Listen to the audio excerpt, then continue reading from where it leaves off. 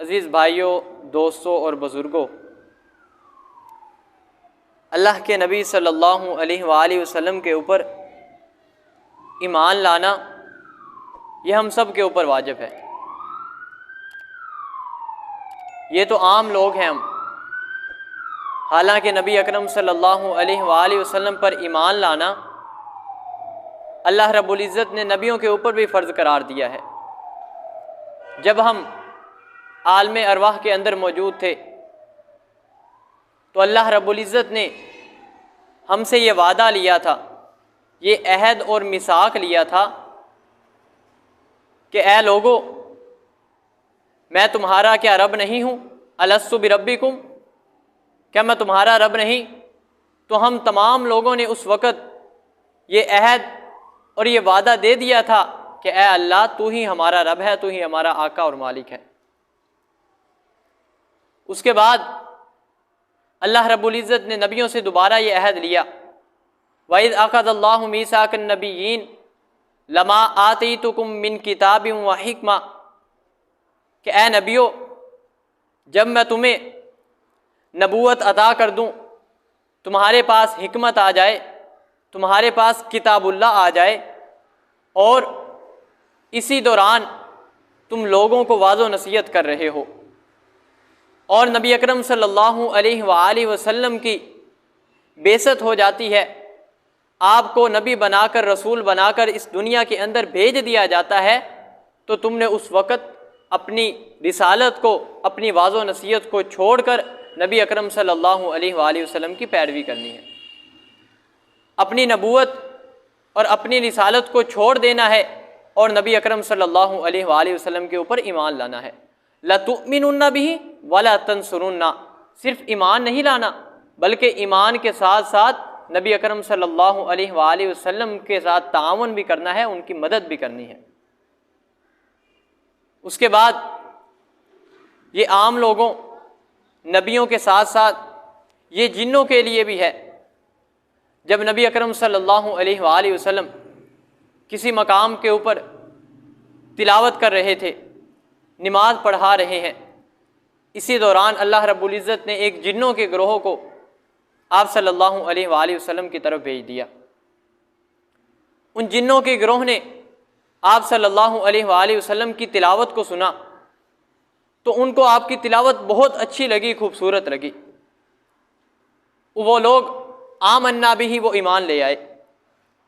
उसके बाद वो अपनी इलाके की तरफ जाते हैं, अपने दूसरे जिन्नों की तरफ जाते हैं, उनको जाकर ये वाज़ो नसीहत करते हैं कि तुम लोग भी ईमान ले आओ ताकि अल्लाह रब्बुल इज़्ज़त तुम लोगों को भी जहन्नम के अज़ाब से माफ़ कर दे, जहन्नम के अज़ाब से बचा सके और तमाम जिन्नों को के साथ नबी अकरम सल्लल्लाहु अलैहि वसल्लम की बैठक होती है, उनको नबी अकरम सल्लल्लाहु अलैहि वसल्लम दीन की बातें सिखलाया करते हैं।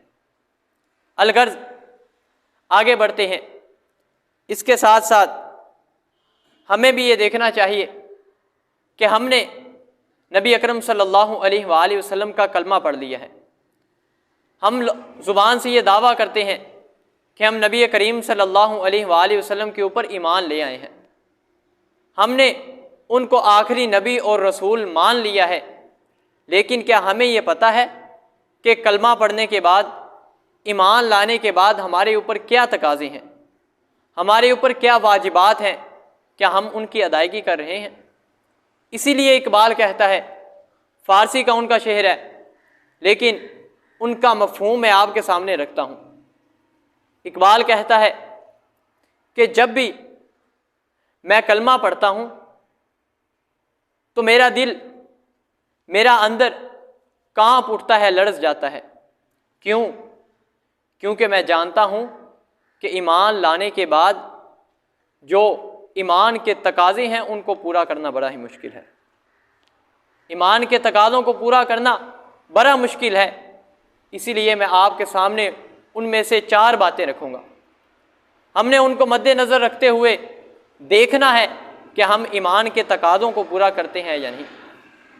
सबसे पहला तकाज़ा ये है कि हर बात के अंदर जो भी नबी अकरम सल्लल्लाहु अलैहि वसल्लम ने फरमान उतारा है, बयान किया है, उसकी हमने तस्दीक करनी है कि आप सल्लल्लाहु अलैहि वसल्लम ने जो फरमाया है वो हमेशा की तरह सच और हक है।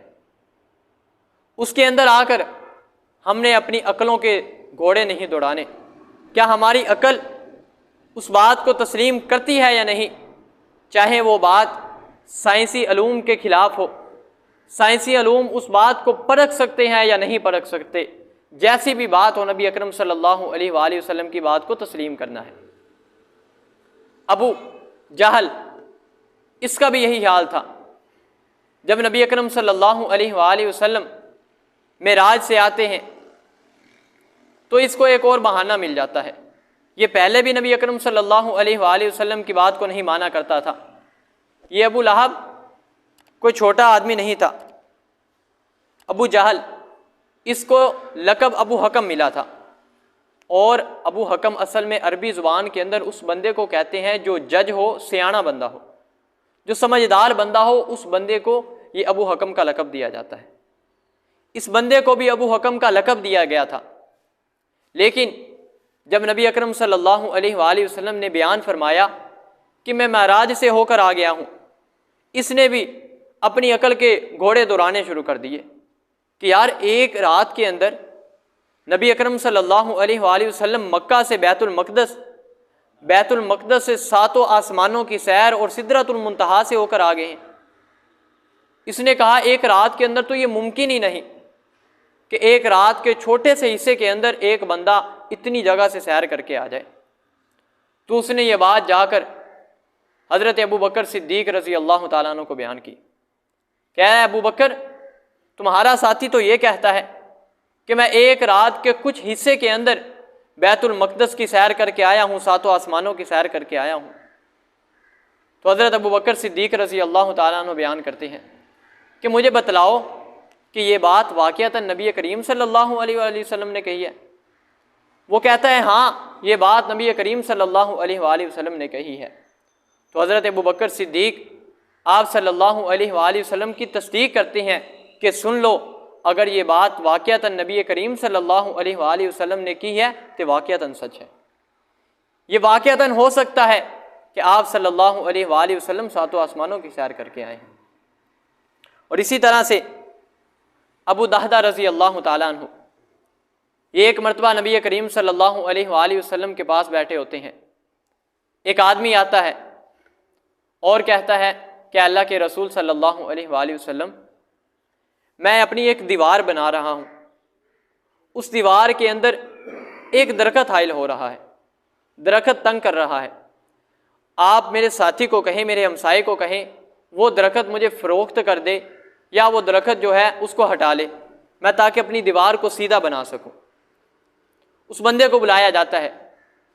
उसे जब ये बात की जाती है कि तुम ऐसा करो, इस दरख्त को इसे फ़रोख्त कर दो या इसे हटा लो ताकि ये बंदा अपनी दीवार को सीधा कर सके, उसे बना सके। तो वो बंदा कहता है नहीं नहीं, मैंने ये दरख्त नहीं फ़रोख्त करना, ना ही मैंने इसे इधर से हटाना, ही अपनी दीवार जैसे मर्जी बनाए। आप सल्लल्लाहु अलैहि वसल्लम उसे कहते हैं कि यार तुझे मैं जन्नत के अंदर एक दरख्त की खुशखबरी देता हूँ, ये तू दरख्त इस भाई को फ़रोख्त कर दे या हिबा कर दे, मैं तुझे जन्नत के अंदर एक दरख्त की खुशखबरी देता हूँ। तो उसने कहा नहीं जी, मैंने ये फ़रोख्त नहीं करना, इसको कहे अपनी दीवार जैसे मर्जी बनाए, मुझे नहीं पता।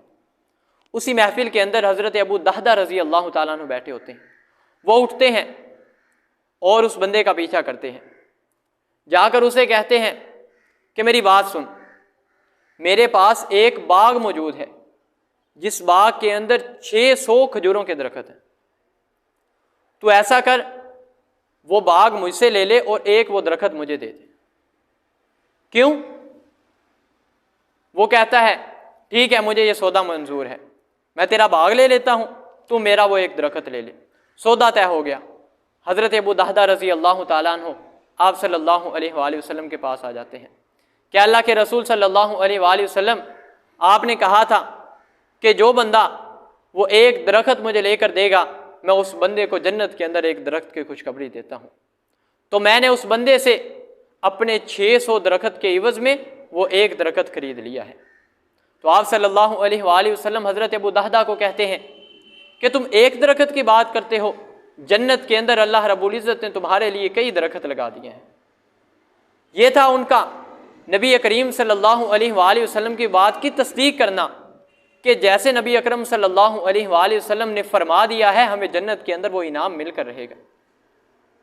उन्होंने तस्दीक की वजह से जब वो जाते हैं तो उस बाग के अंदर उनकी बीवी होती है, बाग के अंदर दाखिल नहीं होते, बाग के बाहर खड़े होकर कहते हैं अपनी बीवी को कि ए उम्मे दहदा तुम बाहर आ जाओ, मैंने एक बाग के बदले में नबी अकरम सल्लल्लाहु अलैहि वसल्लम से जन्नत का सौदा कर लिया।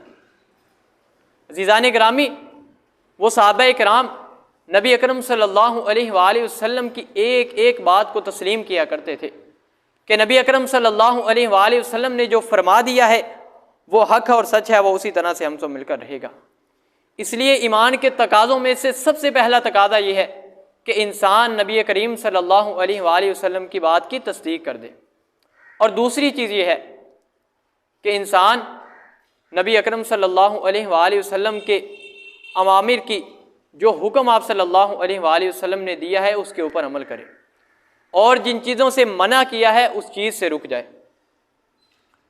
हदीस मुबारका के अंदर आता है कि एक मर्तबा मस्जिद के अंदर ही चंद सहाबा किराम खड़े थे, आप सल्लल्लाहु अलैहि वसल्लम लोगों को खुतबा दे रहे थे, जुम्मा पढ़ा रहे थे। तो आप सल्लल्लाहु अलैहि वसल्लम ने उन सहाबा किराम से कहा कि बैठ जाओ, इजलिसु इजलिसु, नीचे बैठ जाओ। हज़रत अब्दुल्ला बिन मसूद रज़ी अल्लाह ताला अन्हु उधर से मस्जिद के अंदर दाखिल हो रहे होते हैं, एक पाँव मस्जिद के बाहर है, एक पाँव मस्जिद के अंदर है। जैसे ही आप सल्लल्लाहु अलैहि वसल्लम की आवाज़ उनके कानों में पड़ती है, इजलिसु बैठ जाओ, वो वहीं पे बैठ जाते हैं। आप सल्लल्लाहु अलैहि वसल्लम हज़रत अब्दुल्ला बिन मसूद रज़ी अल्लाह ताला को कहते हैं कि अब्दुल्ला, मैंने तुझे तो नहीं कहा, मैंने तो इन सहाबा को कहा था दूसरों को, तुम वहीं पर बैठ गए हो। तो हज़रत अब्दुल्ला बिन मसूद रज़ी अल्लाह ताला का जवाब सुनिएगा। कहते हैं अल्लाह के रसूल सल्लल्लाहु अलैहि वसल्लम, मुझे नहीं पता था आपने किसको कहा है, मुझे तो बस आपकी आवाज़ आई कि बैठ जाओ, मेरा ईमान ही गवारा नहीं किया मैं आपकी बात को मानूँ ना, मैं वहीं पर बैठ गया। आप सल्लल्लाहु अलैहि वसल्लम की बात का सहाबा किराम उसी वक़्त अमल किया करते थे कि आप सल्लल्लाहु अलैहि वसल्लम का हुक्म नाजिल हो गया, हमने उसी तरह से करना है। लेकिन आज हमारी क्या हालत है? आज हम अपनी तबीयत को देखते हैं, अगर कोई मतलब की बात हमें मिले हम उसके ऊपर अमल कर लेते हैं, अगर कोई बात हमें हमारे मतलब के खिलाफ नज़र आए हम उसको छोड़ देते हैं। अपने मतलब की बात को, अपने फ़ायदे की बात को छोड़ना ये सबसे बड़ा काम है। सहाबा किराम जब अभी शराब का हुर्मत का हुक्म नाजिल नहीं हुआ, अभी शराब हराम नहीं हुई थी, तो हज़रत अनस रज़ी अल्लाह ताला अन्हु बयान करते हैं कि हम गिलासों के अंदर, मशकीज़ों के अंदर हमने शराब भरी हुई है, अभी शराब का हुक्म नाजिल नहीं होगा कि शराब हराम हो गई है। हम लोग शराब पीने लगे थे, बड़े बड़े मटके शराब के भरे हुए हैं, मैं लोगों को शराब पर पिला रहा हूँ। इसी दौरान एक आने वाला आदमी आता है और वो कहता है, क्या लोगों, क्या तुम्हें कोई खबर पहुँची है कि शराब हराम हो चुकी है? तो सहाबा किराम ने उसी वक़्त जो शराब उनके हाथों के अंदर थी, मशकीज़ों के अंदर थी, उसी वक़्त फेंक दी कि आप सल्लल्लाहु अलैहि वसल्लम का हुक्म नाजिल हो चुका है, हमने इसके बाद आगे कोई भी दलील पेश नहीं करनी। वो चाहते तो ये कर सकते थे कि हम चलो ये शराब बनी हुई है यार, इतनी शराब है हम इसको ज़ाया करेंगे। उन्होंने ऐसी बात नहीं सोची, बल्कि आप सल्लल्लाहु अलैहि वसल्लम का हुक्म आ जाता है, वो उसी वक़्त नबी सल्लल्लाहु अलैहि वसल्लम के हुक्म की पैरवी करना शुरू कर देते हैं। और इसी के साथ साथ आप सल्लल्लाहु अलैहि वसल्लम ने एक आदमी को देखा, उसने हाथ के अंदर सोने की अंगूठी पहनी हुई है। आप सल्लल्लाहु अलैहि वसल्लम ने उसकी अंगूठी को उतार कर फेंक दिया। फेंका तो सहाबा किराम ने उस आदमी को कहा कि तुम ऐसा करो, इंसान मर्द के लिए सोना पहनना तो हराम है, लेकिन इसकी खरीदो फरोख्त करना, इसको बेचना वो तो जायज़ है ना। तुम ऐसे करो, इस अंगूठी को उठाओ और जाकर बेच दो या अपनी बीवी को दे देना। तो उसने कहा कि आप सल्लल्लाहु अलैहि वसल्लम ने जो चीज़ फेंक दी है अब मैं उसको उठाऊंगा नहीं। आप सल्लल्लाहु अलैहि वसल्लम ने जिस चीज़ से नापसंदीदगी का इजहार किया है, मैं अब उस चीज़ को अब उठाऊंगा नहीं। ये था उन सहाबा इकराम का नबी सल्लल्लाहु अलैहि वसल्लम की बात को मानना, कि उसी वक़्त आप सल्लल्लाहु अलैहि वसल्लम की बात को उन्होंने मान लिया और नबी सल्लल्लाहु अलैहि वसल्लम की बात की तस्दीक की। और तीसरी चीज़, जो तीसरा तकादा है, एक पहला तकादा था कि हमने नबी सल्लल्लाहु अलैहि वसल्लम की बात की तस्दीक करनी है। दूसरी चीज़, हम नबी सल्लल्लाहु अलैहि वसल्लम ने जो हुक्म हमें दिया है हमने उसके ऊपर अमल करना है। और तीसरा तकादा ये है कि हमने अपने फ़ैसलों के अंदर जो भी मामलात करने हैं हमने नबी अकरम सल्लल्लाहु अलैहि वसल्लम के बतलाए हुए तरीके के मुताबिक फ़ैसले करने हैं। उसके अंदर हदूदुल्लाह का हिसाब रखना है, कहीं किसी भी फ़ैसले के अंदर अल्लाह रब्बुल इज़्ज़त की शरीयत की खिलाफ वर्जी ना हो जाए। कुरैश का वाक़या है, जब कुरैश की किसी एक औरत ने, फ़ातिमा नामी औरत ने चोरी कर ली। चोरी करने के बाद जब उसके ऊपर हद नाफिज होने लगी, उसके हाथ काटने का हुक्म हुआ, तो लोगों के अंदर इतनी जुर्रत ना हुई तो वो आगे बढ़ के सिफारिश कर सकें। तो हज़रत उसामा बिन ज़ैद रज़ी अल्लाह ताला अन्हु, ये नबी करीम सल्लल्लाहु अलैहि वसल्लम के सबसे ज़्यादा चहीते हुआ करते थे, मोहब्बत रखते थे। तो लोगों ने हज़रत उसामा को भेजा कि आप जाइए, आप सल्लल्लाहु अलैहि वसल्लम से सिफारिश कीजिए, हो सकता है आप सल्लल्लाहु अलैहि वसल्लम आपकी बात मान लें, उस औरत को छोड़ दें। हज़रत उसामा जाते हैं, आप सल्लल्लाहु अलैहि वसल्लम से सिफारिश करते हैं। तो आगे नबी सल्लल्लाहु अलैहि वसल्लम फरमाते हैं, क्या उसामा तुम हदूदुल्लाह के अंदर मुझसे सिफारिश करते हो, जिस बारे में वस्सारिका फ़क़्ता वैदियहुमा जज़ाअम बिमा कसबा नकालम मिनल्लाह, कि जो मर्द भी और जो औरत भी चोरी करते हैं उसके हाथ को काट दिया जाए। तुम नबी करीम सल्लल्लाहु अलैहि वसल्लम से अल्लाह की हदूद के अंदर सिफारिश करते हो। याद रखो, अगर यहाँ पर फ़ातिमा बिनते मोहम्मद यानी मेरी बेटी भी होती, अगर वो भी चोरी करती मैं उसके हाथों को भी काट देता। मालूम हुआ कि अदलो इंसाफ कायम करना है, नबी अकरम सल्लल्लाहु अलैहि वसल्लम के फ़रामीन के ऊपर अमल करना है। जिस तरह से नबी अकरम सल्लल्लाहु अलैहि वसल्लम ने फ़ैसले किए हैं उन्हीं के मुताबिक अपने फ़ैसलों को भी ढालना है। किसी अमीर को, किसी गरीब, किसी बड़े को, किसी छोटे पर कोई तरजीह नहीं देनी, सब के लिए बराबर कानून होगा और उनकी बात पर अमल किया जाएगा। और चौथी चीज़ ये है कि हमने नबी अकरम सल्लल्लाहु अलैहि वसल्लम के बतलाए हुए तरीके के मुताबिक अपनी इबादत को करना है। जैसे नबी सल्लल्लाहु अलैहि वसल्लम ने बतलाया है कि अपनी इबादत को कीजिए, उसी तरह से अपनी इबादत को सर अंजाम देना है। हदीस मुबारका के अंदर आता है, आप सल्लल्लाहु अलैहि वसल्लम ने इरशाद फरमाया, सल्लू कमा रअयतुमूनी उसल्ली, ऐ मेरे सहाबा उसी तरह से तुम नमाज अदा करो जिस तरह तुमने मुझे नमाज अदा करते हुए देखा है। जिस तरह से मैंने नमाज अदा की है उसी तरह से तुमने भी नमाज अदा करनी है। एक बंदा 40 साल इबादत करता है, नमाज़ों की अदायगी करता है, लेकिन उसकी एक नमाज भी काबिल कबूल नहीं होती। वजह क्या है? कभी रकू सही कर लिया तो कभी सजदा सही नहीं, कभी रकू सही हो गया सजदा खराब हो गया, तो उसकी 40 साल की नमाज़ों को ज़ाया कर दिया जाएगा। और इसी तरह से हदीस मुबारका के अंदर आता है कि एक बंदा पूरी ज़िंदगी इबादत करता है, नेक अमाल को किए जाता है, लेकिन जब क़यामत का दिन होगा उस बंदे का इबादत लेकर आएगा, उसकी इबादत को उसके मुंह पर मार दिया जाएगा। क्यों? उस बंदे की इबादत नबी करीम सल्लल्लाहु अलैहि वसल्लम के बतलाए हुए तरीके के मुताबिक नहीं होगी। इसलिए अपनी इबादत को, अपने तमाम नेक अमाल को नबी करीम सल्लल्लाहु अलैहि वसल्लम के फरमीन के मुताबिक गुजारिए। इसी तरह से हदीस मुबारका के अंदर आता है कि एक बंदा, चंद लोग होंगे हौज़े कौसर के ऊपर, वो नबी सल्लल्लाहु अलैहि वसल्लम के पास आएंगे, लेकिन उनके दरमियान एक दीवार बना दी जाएगी, दीवार हाइल कर दी जाएगी।